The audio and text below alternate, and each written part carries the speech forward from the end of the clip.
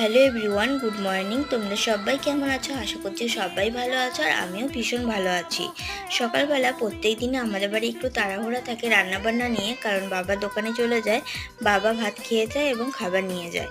তার জন্য সকালবেলায় আমাদের বাড়ি প্রত্যেক দিনই সব কিছু রান্না করে নেওয়া হয়, দুপুরে আর কোনো রান্নার ঝামেলা থাকে না। আর দেখো, আমার মনা ঘুম থেকে উঠে গেছে অনেকক্ষণ আগে, ওর খাওয়ার সময় হয়ে গেছে, ও দেখো খেলা করছে।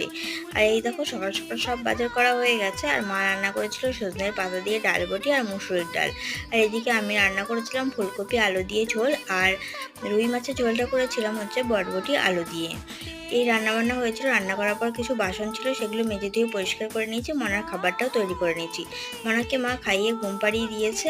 আর এই যে মনা ঘুমানোর পর আমার ঘরের অবস্থা ঠিক এরকম থাকে, আর জামা কাপড়গুলো কেচে দিয়েছিলাম, সেগুলো শুকিয়ে গেছে। মনা ঘুমিয়ে যাওয়ার পর সব কিছু গুছিয়ে গাছিয়ে পরিষ্কার করে নিলাম, আর আমার সকালের কাজ পুরো কমপ্লিট।